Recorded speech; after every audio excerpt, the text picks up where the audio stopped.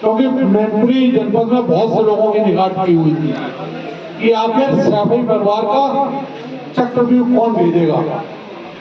तो भारतीय जनता पार्टी राष्ट्रीय नेतृत्व ने उस चक्रव्यूह को भेजने के लिए जो प्रत्याशी हमारे बीच भेजे हैं उनको पूरा राजनीतिक अनुभव है और वो लोग पब्लिक की हर इच्छा को जानते हैं क्या पब्लिक चाहती है। बहुत दिनों से राजनीति कर रहे हैं, उनके लिए कोई नयापन नहीं है और निश्चित रूप से ऐसे प्रत्याशी हैं जो सैफई परिवार का जो आत्मकथा उसको तोड़ेंगे। इसीलिए इनको भेजा गया मैनपुरी में। लोग कहते हैं मेरे को टक्कर का आदमी नहीं आ रहा, टक्कर का आदमी आ गया, अब आप लोगों के ऊपर है उस टक्कर को आप कहां तक ले जाएंगे, किस सीमा तक ले जाएंगे। इन्हीं शब्दों के साथ मैं आमंत्रित कर रहा हूं अपने जनप्रिय, लोकप्रिय और भारतीय संस्कृति को बढ़ावा देने वाले, सनातन धर्म को बढ़ावा देने वाले, जिनके पास अयोध्या भी है, बनारस भी है, नेतृत्व सौंपा है, जितने सांस्कृतिक जगह है उन सबका दायित्व आपके ऊपर है।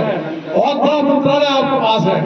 तो मैं ऐसे मंत्री जी को जो योगी जी के भी बहुत खास हैं और माननीय प्रधानमंत्री जी के भी बहुत अच्छी तरीके से आपका सानिध्य प्राप्त आपको, तो मैं ऐसे मंत्री जी को आपके बीच में बुलाना चाहता हूं और निश्चित रूप से अगर आप हमारे प्रतिनिधि बने तो कायाकल्प हो जाएगा। जिस तरीके से मैनपुरी के कायाकल्प आपने देखा, हर चौड़ा ये लगने लगा कि हम किसी बड़े शहर में आ गए हैं।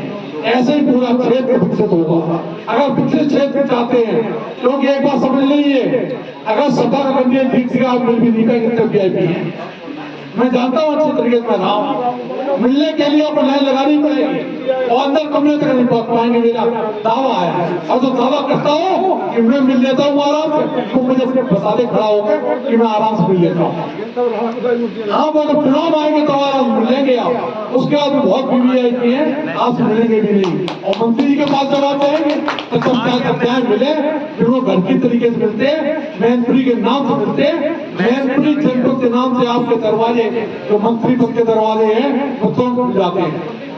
सभी को ये कह रखा है पूरे स्टाफ को कि मैनपुरी से कोई भी है तुरंत हमसे मिलवाया जाए। तो ऐसे अपने भाई को, अपने मित्र को, मित्र भी कहूंगा, मेरे बहुत पुराने संबंध है इसलिए मित्र भी कह रहा हूं, तो मैं अपने ऐसे पुराने और धुरंधर साथी मंत्री जी को आमंत्रित कर रहा हूं कि वो आए, आपको संबोधित करें। जय हिंद। आज के समय में कि भोगांव की एक बहुत बड़ी मांग आप तक पहुंची। मैं जब भी आपसे मिला हूं मैंने जिक्र किया है, आप संबोध किया, आग्रह किया है। मेरे आपसे 25-30 साल पुराने संबंध हैं, उन संबंधों के आधार पर मैंने आपसे एक मांग की थी कि सोमनाथ भोगांव का जो मंदिर है, तालाब है, उसका सौंदर्यीकरण आपके द्वारा होना है और वो सूचीबद्ध भी है, प्रस्ताव जा चुका है। आपके अनुमोदन की मात्र जरूरत है, अनुमोदन हो जाएगा, 2 करोड़ रुपए भोगांव को मिल जाएगा। 2 करोड़ का प्रस्ताव क्या हुआ। तो मैं आपसे यही अनुरोध करूंगा कि ये भोगांव के लिए ज्यादा सहायता लगे भी कह नहीं सकते हैं, लेकिन 100% बात हो रही 2 करोड़ की सीमा क्यों मांग रहे हो? जितने करोड़ चाहो उतने ले रहे। बहुत बढ़िया। अब मैं इसी क्रम में बहुत समय का अभाव होने के कारण बहुत से लोग कुछ न कुछ कहना चाहते हैं, सभी से हाथ जोड़कर पहले भी हो चुका है इनके क्षमा यात्रा करते हुए मैं आग्रह कर रहा हूँ भोगांव के लोकप्रिय जनप्रिय विधायक श्री रामेश्वर मुत्री जी से कि वो आपको संबोधित करें। आपके अपने विधायक, आपके जनप्रिय विधायक श्री रामेश्वर मुत्री जी।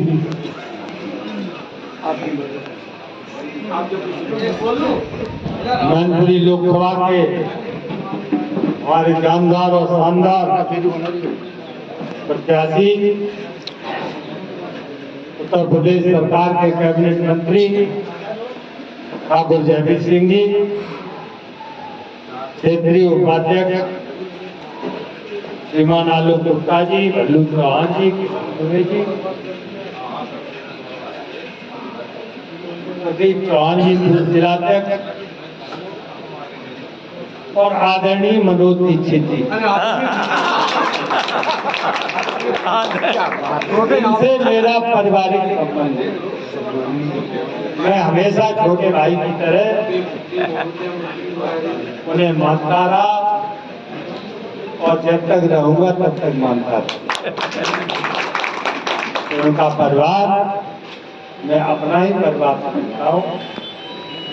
उनके सैकड़ों साथी जो आज भारतीय जनता पार्टी में सम्मिलित हुए, उन सब का मैं अभिनंदन करता हूँ, स्वागत करता हूँ। और पार्टी परिवार में आपका पूरा सम्मान, पूरा स्वाभिमान ये रहेगा, इसका फायदा। लोकसभा का चुनाव चल रहा है, कुछ कहने की जरूरत नहीं।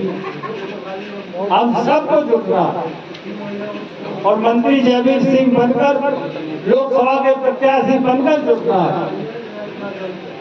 इस परिवारवाद को चुनौती देनी है, इन भ्रष्टाचारियों को चुनौती देनी है और मैनपुरी का इतिहास बदलना है। भोगांव के हमारे लोग जो हमेशा भाजपा को यहाँ जिताते रहे हैं, इस बार भी पूरी ताकत से माननीय मंत्री जी का समर्थन करते हुए कमल का फूल फुलाने का काम करेंगे। बहुत बहुत धन्यवाद। जय श्री राम। हमारे ऐसे मित्र, हमारे ऐसे भाई, इन्हें बताया नहीं मित्र कैसे हैं। युवा कांग्रेस हम हुआ करते थे, ये भी बच्चे थे, हम भी बच्चे थे, उस जमाने के साथ ही हैं। उस जमाने के साथी और मित्र हमारे आदरणीय मनोज भाई, माननीय आपके लोकप्रिय जनप्रिय विधायक जी आलोक जी, प्रदीप जी, जयपाल सिंह जी, या मंचा सिंह, हमारे बंधु जी, पंडित जी, पंडित को देख ही रहा हूँ। और ब्राह्मण समाज का खर्चा मिल रहता है, जोरदार दमदार।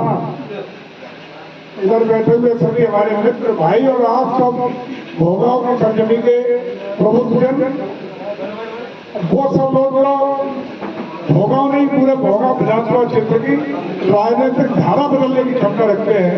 ऐसे सभी बैठे हुए सभी प्रबुद्धजन, महाशक्ति, सभी को मैं बहुत बहुत सम्मान और प्रणाम करता हूँ। बहुत बहुत आपको बधाई देता हूँ कि आप सब लोगों ने आदरणीय मनोज जी के नेतृत्व में अपने परिवार में वापस करने का काम किया है।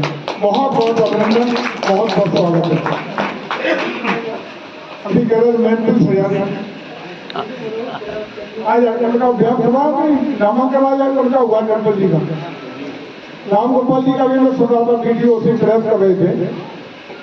उन्होंने कहा कि देखो मैनपुरी में यहाँ के विधायक ने सरकार का कैसा रुपये बर्बाद किया है, सब माला प्रसाद की मुर्गियां लगवा दी इस बार। आप जरूर सुनना, लेकिन जरा सुनवा दो, महिला जो है वो अब चूंकि कभी उनकी नहीं है, इसलिए कभी नहीं है। पहला ही चौराहा जो सैफे की तरफ से मैनपुरी को आता है, दोस्तों माला प्रताप भाला लेकर सैफे की तरफ खड़े हुए हैं, तो पूरे सारे चौराहों को माला प्रताप के अलावा दिखाई नहीं पड़ता। जो कि बातचीत का ये है, हर महापुरुष की, अवंती भाई लोधी से लेकर के, सुभाष चंद्र बोस से लेकर के, बाबा साहब से लेकर के, अटल बिहारी वाजपेयी जी से लेकर के, बचा नहीं कोई, हर समाज की, अगला पिछड़ा, उसमें कोई बदलाव नहीं, सभी समाज की भव्य दलों के मूर्तियां मैनपुरी के चौराहों पर लग करके मैनपुरी की कायाकल्प होने का काम हुआ है। और ऐसा लगता है जैसे मैनपुरी घुसते ही किसी बड़े महानगर में आ गए। तो धन्यवाद देने की बजाय भाड़ा देख करके पहले लग जाता है, माला थोड़ा दिखाई पड़ता है, दिशा भूल है। अब ईमानदारी बता दो, कोई भाषण की बात नहीं है। आपको नहीं लगता कि इस बार नहीं, अभी नहीं तो कभी नहीं होगा? आप बता दो, इस बार नहीं अगर आप जीते तो इन अपराधियों के, गुंडों के, माफियों से निजात कभी नहीं पा पाओगे। देखा है 2017 में आपने, 2012 में उत्तर प्रदेश में अखिलेश जी की कोई मेहनत नहीं थी, मुलायम सिंह यादव जी को जनादेश मिला था। उत्तराधिकार में उन्होंने अपनी गद्दी अपने पुत्र को उत्तर प्रदेश की गद्दी सौंपी। बड़ा उम्मीदें थी लोगों को, पूरे प्रदेश के और देश के लोगों को लगता था कि पढ़ा लिखा नौजवान है, नया लड़का है, हो सकता है प्रदेश में करके आया है, तो इसकी सोच बड़ी होगी, दूरगामी होगी और प्रदेश में नई दशा मिलेगी। यही तो उम्मीदें थी। मिला क्या? गुंडई, जमीनों पे कब्जे, छौत वसूली, महिलाओं का अत्याचार, बालिकाओं के साथ अनाचार अत्याचार और प्रदेश में दंगों की आग में झोंक दिया। और दंगों की जब आग लगती है तो किसी समाज का भला नहीं होता, क्या वो हिंदू हो या मुस्लिम हो, हर समाज को बर्बाद करने का होता है।